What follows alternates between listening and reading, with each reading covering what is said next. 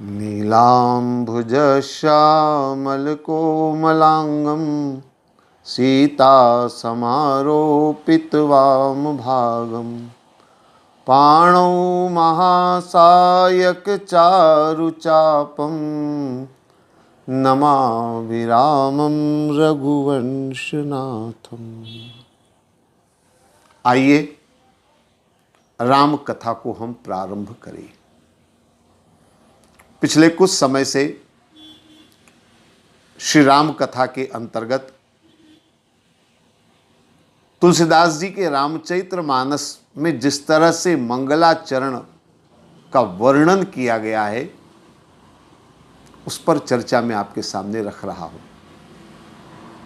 और मैंने आपसे निवेदन किया कि तुलसीदास जी ने राम कथा केवल राम का चरित्र लिखने के लिए नहीं, बल्कि रामचरित्र के माध्यम से संपूर्ण मानव जाति के चरित्र के निर्माण के लिए, मानव जाति के आत्म कल्याण के लिए इस ग्रंथ की रचना करी। और इसीलिए रामचरितमानस ग्रंथ अपने आप में अलौकिक है, अद्भुत है, विलक्षण है।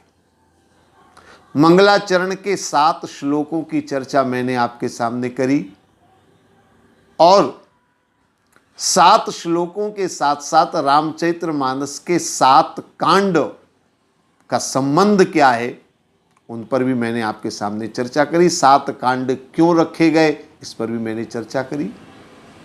और उसके बाद रामचरितमानस की हिंदी की जब शुरुआत होती है, क्योंकि ग्रंथ तो हिंदी में लिखा गया, संस्कृत के 7 श्लोकों की वंदना जरूर है, लेकिन ग्रंथ मूलतः हिंदी में है। तो हिंदी की शुरुआत होती है सोरठे से। पहला सोरठा, जय सुमिरत सिद्धि होय गणनायक करिवर वदन, करऊं अनुग्रह सोय बुद्धि राशि शुभ गुण सदन। इस सोरठे पर भी मैंने आपके सामने चर्चा रखी थी पिछले भाग में। यह एक सोरठा जिसमें गणेश जी की वंदना तो है ही, पर इसमें संपूर्ण रामचरितमानस का समावेश भी देखने को मिलता है। तो ये सोरठे की चर्चा मैंने करी थी। वैसे रामचरितमानस के इस मंगलाचरण में तुलसीदास जी ने 5 श्लोकों की रचना करी। और मजे की बात यह है कि उन 5 सोरठों में 7 की वंदना उन्होंने करी है। सोरठे 5 है, पर वंदना 7 की करी है। जिस तरह से 7 श्लोक रचे गए, 7 कांड में रामचरितमानस है, उसी तरह से इन 5 सोरठों में 7 की वंदना करी गई। किस किस की वंदना करी? सबसे पहले उन्होंने गणेश जी की वंदना करी। क्योंकि भारतीय संस्कृति हमारी है कि किसी भी कार्य को प्रारंभ करते समय सबसे पहले गणेश जी का वंदन होना चाहिए। तो उन्होंने सबसे पहले गणेश जी की वंदना करी। जय सुमिरत सिद्धि होय गणनायक करि वदन, ये गणेश जी की वंदना उन्होंने करी। दूसरे सोरठे में आप देखें तो तुलसीदास जी कहते हैं, मूक होय वाचाल पंगु चढ़ई गिरिवर गहन, जासु कृपा सु दयाल द्रवों सु कलिमल दहन। तुलसीदास जी कहते हैं कि जिनकी कृपा से मूक होय वाचाल, गूंगा बोलने लगता है, और लंगड़ा जो है वो पर्वत की उच्चतम शिखर तक पहुंच जाता है। यानी असंभव भी संभव हो जाता है। किसकी कृपा से? जो दयालु है, यानी परमात्मा, परब्रह्म। और ये परब्रह्म कौन हो सकता है? निश्चित रूप से तुलसीदास जी अपने आराध्य को ही अपना प्रभु, अपना इष्ट मानते हैं। तो हम यूं कह सकते हैं कि उन्होंने इस सोरठे से परब्रह्म की वंदना के साथ साथ परब्रह्म के रूप में अपने आराध्य प्रभु राम की वंदना करी। इसके बाद अगले सोरठे में देखें, नील सरोरुह श्याम तरुण अरुण वारिज नयन, करऊं समम उर्धाम सदा क्षीर सागर शयन। और यह सोरठा स्पष्ट बताता है कि यह वंदना क्षीर सागर में शयन करने वाले नारायण की वंदना है। और चूंकि भगवान राम को नारायण का अवतार माना जाता है, तुलसीदास जी ने राम के साथ साथ नारायण की स्तुति करना भी आवश्यक समझा, इसलिए नारायण की वंदना। और अगले सोटे में कुंद इंदु समदेह उमा रमन करुणा अयन, जाहि दीन पर नेह करो कृपा मर्दन मयन। शिव और शिवा की वंदना करिए। तुलसीदास जी ने प्रारंभ से लेकर के हर जगह पूरी रामचरितमानस में भगवान शिव का स्मरण सदैव किया है, क्योंकि राम कथा के आदि प्रवर्तक भगवान शंकर ही माने जाते हैं। तो जो राम कथा के आदि प्रवर्तक हैं, उन्हें कैसे भूला जा सकता है, इसलिए शिव और शिवा की वंदना उन्होंने करी। और अंतिम सोरठे में बंदौ गुरुपद कंज कृपा सिंधु नर रूप हरि, महामोहतम पुंज जासु बचन रवि कर निकर। इस सोरठे में उन्होंने गुरु की वंदना तो करी है, लेकिन अंत में जाते जाते रवि कर निकर यानी सूर्य की वंदना भी उन्होंने कर डाली। और इस तरह से 7 की वंदना उन्होंने करी। गणेश जी की वंदना, प्रभु की वंदना राम की, नारायण की वंदना, शिव और शिवा की वंदना, गुरु और सूर्य की वंदना। गुरु और सूर्य की वंदना एक साथ उन्होंने इसलिए करी क्योंकि गुरु भी वही काम करता है जो सूर्य करता है। सूर्य अंधकार को मिटाकर प्रकाश की किरण पहुंचाता है, और गुरु भी अज्ञान के अंधकार को मिटा करके जीवन को आलोकित करते हैं, जीवन को प्रकाशित करते हैं। इसलिए उन्होंने अंतिम सोरठे में गुरु और सूर्य की वंदना करी है। तुलसीदास जी का एक एक शब्द बड़ा महत्वपूर्ण है। उनकी सोच, उनका चिंतन अलौकिक है। आवश्यकता है उस पर विचार करने की, चिंतन मनन करने की। अब इसके बाद चौपाइयां प्रारंभ होती है। रामचरितमानस में संख्या की दृष्टि से देखा जाए तो सबसे ज्यादा चौपाइयां देखने को मिलती है। हालांकि दोहे भी हैं, सोरठे भी हैं, छंद भी हैं, श्लोक भी हैं, लेकिन संख्या में सबसे ज्यादा चौपाइयां। और चौपाइयों की शुरुआत कहां से होती है? सबसे पहले चौपाई वो लिखते हैं, बंदौ गुरुपद पदुम परागा, सुरुचि सुबास सरस अनुरागा। निश्चित तौर पर तुलसीदास जी ने मंगलाचरण से लेकर के ग्रंथ प्रारंभ करते समय तक लगातार उन्होंने गुरु को नहीं छोड़ा है। गुरु की वंदना वो लगातार कर रहे हैं। और निश्चित रूप से भारतीय हिंदू संस्कृति ये मानती है कि बिना गुरु की कृपा के जीवन का कल्याण नहीं हो सकता है। जीवन का कल्याण तभी होता है, परमात्मा की कृपा तभी होती है, जब गुरु का आशीर्वाद हमें प्राप्त हो, जब गुरु की कृपा हमारे ऊपर हो। और इसलिए भारतीय हिंदू संस्कृति गुरु को बहुत महत्व देती है। यहां एक बात और मैं आपको बता देना चाहूंगा, गुरु के महिमा, गुरु का महत्व भारतीय हिंदू संस्कृति में तो है ही। हमारे यहां तो सर्वाधिक महत्व है। हमारे यहां तो कहा गया गुरुर ब्रह्मा गुरुर विष्णु गुरुर देवो महेश्वरा, गुरु साक्षात पर ब्रह्म तस्मै श्री गुरुवे नमः। गुरु को भगवान माना है। लेकिन अगर अन्य धर्म पंथ संप्रदायों की बात करें और सब में आपस में चाहे कितना भी अंतर हो, कितना भी विरोधाभास हो, लेकिन एक बात पक्की समझिए, सारे धर्म, सारे पंथ, सारे संप्रदाय गुरु को जरूर मानते हैं। ऐसा एक भी पंथ नहीं जो गुरु को न मानता हो। आप किसी भी धर्म और पंथ को झांक करके देख ले, यहां तक कि कुछ पंथ, कुछ संप्रदाय जो मूर्ति पूजा के विरोधक है, वो भी गुरु को मानते हैं। नाम चाहे बदल दे, हम चाहे उस नाम को पादरी कहें, फादर कहें, मौलवी कहें, ज्ञानी जी कहें, मुनि कहें, नाम बहुत सारे हो सकते हैं, लेकिन गुरु को सबने माना है। तो तुलसीदास जी की रामचरितमानस की शुरुआत होती है, बंदौ गुरुपद पदुम परागा, सुरुचि सुबास सरस अनुरागा, अमीय मूरि मय चूरन चारु, समन सकल भव रुज परिवारु। तुलसीदास जी कहते हैं गुरु क्या है। गुरु के बारे में वो कहते हैं अमीय मूरि मय चूरन चारु, अमृत को चूर्ण बना करके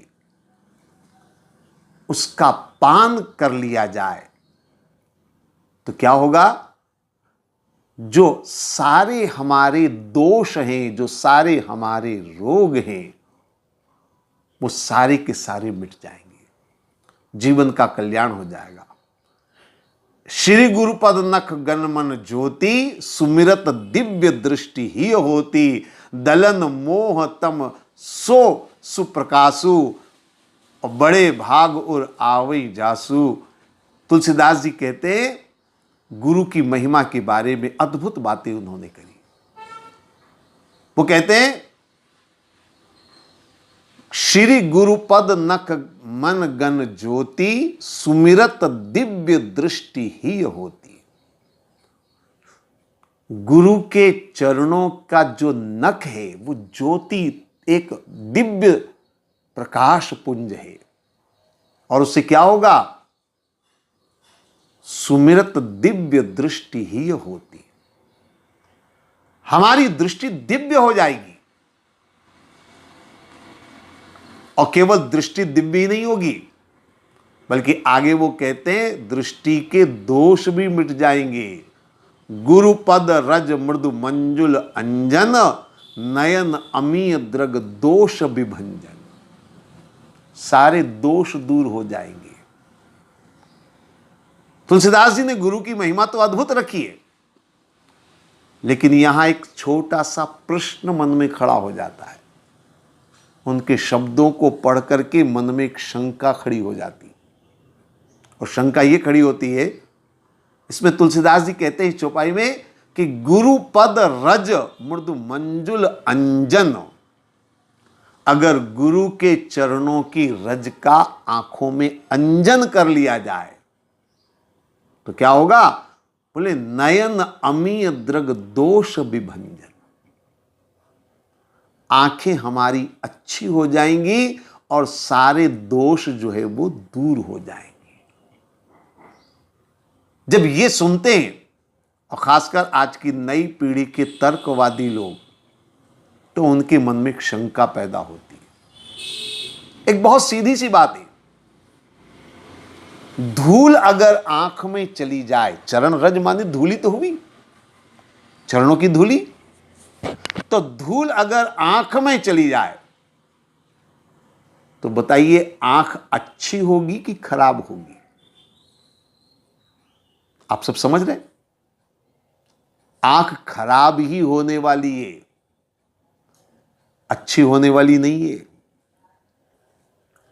कहीं गुरु की महिमा में आप यथार्थ को भूलकर धूल आंख में मत डाल लेना, वरना आंख से हाथ धो बैठेंगे। मैं आपकी गुरु के प्रति जो श्रद्धा भावना है उसको खंडित करना नहीं चाहता, लेकिन वास्तविकता को भी समझना होगा, शब्दों की महिमा को समझना होगा। अब तुलसीदास जी ने कह दिया गुरुपद रज मृदु मंजुल अंजन, लेकिन वास्तविकता यह है कि धूल से आंख अच्छी नहीं बल्कि खराब ही होगी। तो क्या तुलसीदास जी ने जो लिखा वो गलत है? क्या तुलसीदास जी की वाणी असत्य है? नहीं, तुलसीदास जी ने जो कहा वो बिल्कुल सही कहा है। आवश्यकता है उसे समझने की, आवश्यकता है उस पर चिंतन मनन करने की। गुरु के चरणों की रज से इन चर्म चक्षुओं की बात नहीं कर रहे वो, इसलिए शब्दों पर ध्यान दे। नयन अमीय द्रग दोष विभंजन, द्रग दोष यानी दृष्टि का दोष। और इसी बात को उन्होंने एक बार पहले भी कहा, श्री गुरु पद नख गन मन ज्योति सुमिरत दिव्य दृष्टि ही होती। कौन सी दृष्टि? दिव्य दृष्टि। वो सामान्य दृष्टि की बात नहीं कर रहे, चर्म चक्षुओं की बात नहीं कर रहे। धूल आंख में जाएगी तो चर्म चक्षु तो खराब होंगे, लेकिन अगर गुरु के चरणों की रज मिल जाए तो दृष्टि हमारी बदल सकती है। और यही आज के युग में सबसे बड़ी आवश्यकता है। अगर जीवन में परिवर्तन लाना है तो हमें दृष्टिकोण बदलना होगा। दो शब्दों को ध्यान समझ लीजिए, नजर और नजरिया। नजर तो है वही रहेगी, लेकिन नजरिया अगर बदल जाए, देखने का तरीका बदल जाए, दृष्टिकोण अगर बदल जाए तो जीवन बदल जाएगा। हमारे जीवन की अधिकतम समस्याएं क्यों हैं? क्योंकि हमारा देखने का नजरिया गलत है, हमारा देखने का दृष्टिकोण गलत है। अगर हमारे देखने का दृष्टिकोण सही हो जाए तो जीवन की आधी से ज्यादा समस्याएं दूर हो सकती है, उनका समाधान हो सकता है। मुझे एक छोटी सी घटना याद आती है, मैं आपको बताऊं नजरिया किसको कहते हैं, दृष्टिकोण किसको कहते हैं। एक बार एक आदमी चलते हुए जा रहा था, रास्ते में उसने देखा एक जगह मंदिर का काम चल रहा है, बड़ा भव्य विशाल मंदिर बन रहा है। और राजस्थान में तो पत्थरों के मंदिर बनते रहे हैं, आज भी बनते हैं, शायद ये घटना वहीं की होगी। तो पत्थरों की कारीगरी वहां हो रही थी, कारीगर लोग पत्थरों पर नक्काशी का काम कर रहे थे। अद्भुत मंदिर बन रहा था, वह आदमी वहां से जा रहा था। चलते चलते रास्ते में उसने एक कारीगर से सहज रूप से पूछ लिया, अचानक उसके मन में क्या आया, उसने पूछ लिया, भाई साहब आप क्या कर रहे हैं? कारीगर जी आप क्या कर रहे हैं? पूछ लिया उसने, पर कारीगर ने कोई जवाब नहीं दिया। दोबारा फिर इसने पूछा, भाई साहब क्या कर रहे हैं आप? जब 2-3 बार पूछा तो उस कारीगर ने अपने हाथ रोके, थोड़ा गुस्से से उसने उस पूछने वाले को देखा, गुर्राया और क्रोध में तिल मिलाते हुए, झल्लाते हुए उसने कहा, दिखता नहीं आंख से, अंधा है क्या? काम कर रहा हूं। चले आते न जाने कहां से सुबह सुबह उठ करके, क्या कर रहे हो, क्या कर रहे हो? अरे दिखता नहीं तुमको, क्या कर रहा हूं मैं? काम कर रहा हूं मैं। बेचारा ये पूछने वाला मुसाफिर आगे बढ़ गया, थोड़ा और आगे बढ़ा, एक और कारीगर मिला, इसने उससे भी यही सवाल पूछा, भैया आप क्या कर रहे हैं? भाई साहब आप क्या कर रहे हैं? इस दूसरे कारीगर ने इस प्रश्न को सुनकर के हाथ अपने रोक लिए, काम रोक लिया, पसीना पोंछा, लंबी सांस ली और सांस लेते हुए कहा, भैया क्या बताऊं,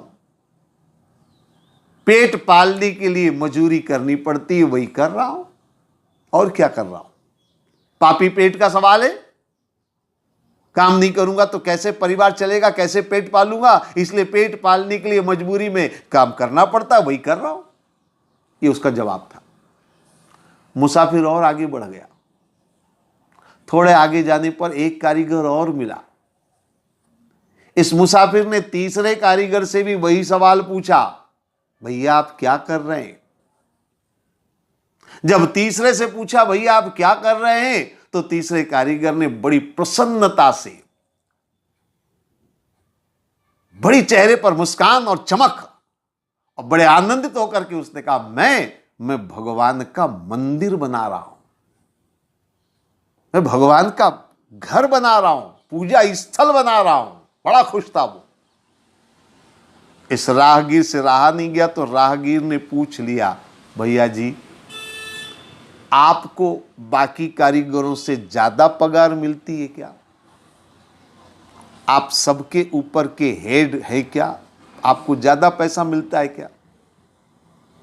उसने कहा ना, सब बराबर काम करते हैं, बराबर सबको पैसा मिलता है। तो राहगीर ने कहा, भैया फिर आप इतने प्रसन्न क्यों हैं? अभी मैंने और भी 2 लोगों से बात करी है, वो तो इतने प्रसन्न नहीं थे, आप इतने प्रसन्न क्यों हैं? आपको ऐसी क्या खुशी है इस काम में? तो उस कारीगर ने बताया, देखिए भाई साहब, मैं काम करने वाला कारीगर हूं और काम तो मुझे करना है। परमात्मा ने जिसको जो काम दिया वो काम उसे करना है। मुझे ये काम दिया, ये काम मुझे आता है, ये मैं करता हूं। सोचो, अगर ये मंदिर का काम मुझे नहीं मिलता तो कोई और काम मिलता। हो सकता है जिस समय आप मुझसे ये पूछ रहे हो, इस समय मैं किसी का घर बना रहा होता और उस घर के अंदर के टॉयलेट बना रहा होता। लेकिन भगवान की बड़ी दया, जो मुझे ये काम मिला। अरे सोचो, कितना मेरे को पैसा भी मिल रहा है और ऐसा स्थान मेरे हाथों से बन रहा है जहां हजारों लोग आएंगे, दर्शन करेंगे, आनंद प्राप्त करेंगे, परमात्मा का यहां वास होगा, परमात्मा की दिव्य मूर्ति यहां बैठेगी। तो ये सौभाग्य की बात है, इसलिए मैं खुश हूं, इसलिए मैं प्रसन्न हूं। अब देखिए आप, काम तीनों कारीगर एक जैसा कर रहे हैं, तीनों को पगार भी एक जैसी मिल रही है, सबकी मेहनत बराबर है, सबको आय बराबर है, सब कुछ बराबर है। लेकिन अंतर किस बात का है? नजरिए का अंतर है, दृष्टिकोण का अंतर है। एक आदमी उसी काम को कर करके क्रोध में भरा हुआ है, वो स्वयं भी क्रोध में जल रहा है, और वो जिसको जवाब दे रहा है वो भी ऐसा जवाब दे रहा है कि जिससे सामने वाले को भी क्रोध आ जाए। एक दूसरा कारीगर है जो उसी काम को कर रहा है, लेकिन निराशा से, मजबूरी में, क्या करे, पेट पालने के लिए कर रहा हो। उसके जीवन में निराशा है, उसके शब्दों में निराशा है। और एक तीसरा आदमी है, वो बड़े हर्ष के साथ कहता है मैं भगवान का मंदिर बना रहा हूं। वो स्वयं भी हर्षित है और उसका जवाब सुनने वाला भी प्रसन्न हो जाता है। यह है दृष्टिकोण का अंतर। और इसलिए गुरु की कृपा अगर हमारे ऊपर हो जाए तो हमारा दृष्टिकोण बदल जाए। बदलने की आवश्यकता है दृष्टिकोण को। रामचरितमानस हमें सिखाता है कि जीवन का दृष्टिकोण कैसे बदला जाए। और जिसका देखने का नजरिया अगर गलत होगा, उसको हर जगह गलत ही गलत दिखाई देगा, उसको सब जगह नकारात्मक ही दिखाई देगा। और इसलिए आज सारी दुनिया के वैज्ञानिक और मनोचिकित्सक कहते हैं सकारात्मक दृष्टिकोण अपनाना जरूरी है जीवन को, अगर हम सही मुकाम पर पहुंचाना चाहते हैं। जीवन के लक्ष्य को अगर पाना है, जो आपने लक्ष्य बनाया है उस लक्ष्य को अगर पाना है, तो हमारा नजरिया बदलना होगा, हमारी सोच बदलनी होगी, सकारात्मक दृष्टि अपनानी होगी। तो तुलसीदास जी जो कह रहे, ये सामान्य दृष्टि की बात नहीं कर रहे हैं, सुमिरत दिव्य दृष्टि। ये दिव्य दृष्टि कहां से आएगी? 2 चर्म चक्षुओं में नहीं है दिव्य दृष्टि। ये जो भ्रकुटी के मध्य में ज्ञान का तीसरा नेत्र है, जिसका योग में वर्णन किया गया, जब ये ज्ञान का नेत्र खुलेगा तो क्या होगा? हमारी दृष्टि दिव्य हो जाएगी। श्री गुरु पद नख मन गण ज्योति, सुमिरत दिव्य दृष्टि ही होती। हमारी दृष्टि दिव्य हो जाएगी, हमारे देखने का दृष्टिकोण उत्तम हो जाएगा, और तभी जीवन सफल हो पाएगा। ये रज की बात तुलसीदास जी ने एक जगह और करी है। हालांकि ये बात अयोध्या कांड में आती है, लेकिन मैं यहां प्रसंगवश आपके सामने रख दूं। अयोध्या कांड की शुरुआत होती है वहां तुलसीदास जी लिखते हैं, श्री गुरु चरण सरोज रज निज मन मुकुर सुधार। यहां फिर चरण की रज का उल्लेख तुलसीदास जी करते, लेकिन वो कहते मुकुर सुधार। मुकुर माने आईना, दर्पण, कांच, शीशा। समझिए ना आप लोग क्या बोलते हैं।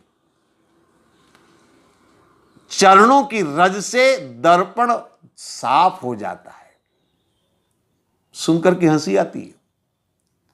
धूल से तो दर्पण और गंदा होता है। अगर धूल उड़ जाए तो दर्पण में दिखना बंद हो जाता है, लेकिन तुलसीदास जी कहते हैं श्री गुरु चरण सरोज रज निज मन मुकुर सुधार।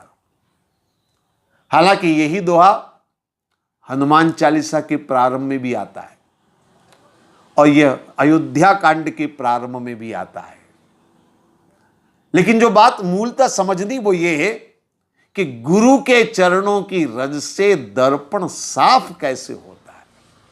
देखिए मैं आपको बता दूं, सामान्य रूप से दर्पण गंदा ही होगा, लेकिन तुलसीदास जी कौन से दर्पण की बात कर रहे हैं? श्री गुरु चरण सरोज रज निज मन मुकुर सुधार। ये दर्पण कौन सा है? ये मन रूपी दर्पण है। सामान्य दर्पण गंदा होगा, लेकिन गुरु के चरण की रज अगर मिल जाए, गुरु की कृपा अगर मिल जाए, तो मन का दर्पण हमारा साफ हो सकता है, मन का दर्पण हमारा पवित्र हो सकता है। और वही हमें करना है। मन को ही तो पवित्र करना है, मन को ही तो हमें जीतना है। हमारे यहां कहा गया ना, मन के हारे हारे मन के जीते जीत। अगर मन हमारा जीत लिया हमने तो सब कुछ हो जाएगा। इसलिए मन रूपी दर्पण को साफ करना है तो गुरु के चरणों की रज हमें चाहिए। एक और तुलसीदास जी ने बड़ी पंक्ति में सारी बातों को स्पष्ट किया है। वो कहते हैं मुकुर मलिन और नयन विहीना, राम रूप देखें किम दीना। मुकुर मलिन, अगर मान लो दर्पण गंदा है और आंख भी नहीं है तो राम को कैसे देखेंगे? अब देखिए, एक बात मैं आपसे निवेदन करूं, अगर किसी को देखना हो तो उसके लिए जरूरी क्या है? आंख, नेत्र। नेत्र से हम किसी को भी देख सकते हैं। राम को भी देखना है तो नेत्र पर्याप्त। अब इसमें दर्पण कहां से आया? लेकिन एक बात बताऊं मैं आपको, अगर दुनिया में किसी भी चीज को देखना हो, किसी भी वस्तु को, किसी भी व्यक्ति को देखना हो तो आंख चाहिए। लेकिन एक मजे की बात, ये खुद को अगर देखना हो तो हम अपनी आंख से खुद को नहीं देख सकते। तो अपने आप को देखने के लिए क्या चाहिए? अपने आप को देखने के लिए दर्पण चाहिए। लेकिन आप अधूरी बात कर रहे हैं। अपने आप को देखने के लिए दर्पण तो चाहिए, लेकिन क्या केवल दर्पण से कोई अंधा अपने आप को देख पाएगा? नहीं देख पाएगा। यानी अपने आप को देखना हो तो आंख भी चाहिए और दर्पण भी चाहिए। केवल दर्पण देखने के लिए ऐसा कहने से बात अधूरी हो जाएगी। दुनिया को देखना है तो केवल आंख चाहिए, पर खुद को देखना है तो आंख भी चाहिए और दर्पण भी चाहिए। तब दोनों चीजें हम देख पाएंगे। अब ये जो मुकुर मलिन और नयन विहीना, आप जरा ध्यान समझिए, राम रूप देखे कि दीना। वो जो राम है, कौन सा राम? जो हमारे अंदर बैठा हुआ है, हमारे भीतर बैठा हुआ है। उस राम को अगर देखना है, उस परमात्मा, क्योंकि परमात्मा कहीं बाहर नहीं, हमारे अंदर है। वेदांत इसी को कहता है अहम ब्रह्मास्मि, मैं स्वयं ब्रह्म हूं। हमारे भीतर वो राम बैठा हुआ है। उस राम को अगर देखना है तो क्या करना पड़ेगा? मुकुर मलिन और नयन विहीना। अगर ये दो बातें, तो आपको राम नहीं मिलने वाले। तो मुकुर को साफ करना पड़ेगा, दर्पण को साफ करना पड़ेगा। और ये दर्पण साफ कैसे होगा? ये मन का दर्पण साफ कैसे होगा? गुरु की कृपा से। और नयन विहीना, बिना गुरु के तो आदमी आंख होते हुए भी अंधा है, क्योंकि जो देखना चाहिए वो आदमी देख नहीं पाता है। एक दृष्टिकोण चाहिए हमें, देखने का तरीका हमें चाहिए। वो कहां से मिलेगा? गुरु के सानिध्य में मिलेगा, गुरु की कृपा से मिलेगा। तो गुरु का सानिध्य, गुरु की कृपा होगी तो हमारे में नेत्र होंगे। कौन से नेत्र? इन चर्म चक्षुओं की बात नहीं कर रहा हूं, ये तो शरीर के साथ मिल गए, लेकिन ज्ञान का नेत्र, विवेक का नेत्र, ये नेत्र हमें मिलेगा गुरु के आशीर्वाद से। और जब हमारे पास विवेक का नेत्र होगा, मन का दर्पण साफ होगा, तो निश्चित मानिए परमात्मा के दर्शन होंगे। और इसीलिए तुलसीदास जी कहते हैं कि गुरु की कृपा, गुरु की जो है अगर आशीर्वाद हमें मिल जाए तो निश्चित रूप से हमारे जीवन का कल्याण हो सकता है। बंदौ गुरुपद पदुम परागा, सुरुचि सुबास सरस अनुरागा। ये गुरु की कृपा, गुरु की वंदना से होती है, और उस वंदना को तुलसीदास जी ने यहाँ पर रखा है। और मैं आपसे निवेदन करूँगा, गुरु के चरणों की रज से दृष्टि ठीक होती है, लेकिन ये चर्म चक्षुओं की बात नहीं है। हमारा दृष्टिकोण बदलेगा और उसी को बदलने की आवश्यकता है। अगर हमारा दृष्टिकोण अच्छा होगा तो जगत अच्छा होगा, हमारे आपस के संबंध अच्छे होंगे। और यही रामचरितमानस का उद्देश्य है। रामचरितमानस आगे कथाएं चलेगी और हम इस पर और भी आगे चर्चा करेंगे। आज इतना समय नहीं कि मैं बहुत आगे विस्तार से बात ले जाऊं, लेकिन मैं इतना निवेदन करूंगा कि हम दृष्टिकोण बदलें तो हमारा जीवन सफल होगा, हमारा जीवन सार्थक होगा, कल्याण होगा। आज इतना ही। ओम सर्वे भवन्तु सुखिनः, सर्वे सन्तु निरामया, सर्वे भद्राणि पश्यन्तु, मा कश्चित् दुःख भाग् भवेत्। ओम शांति शांति शांति। ओम।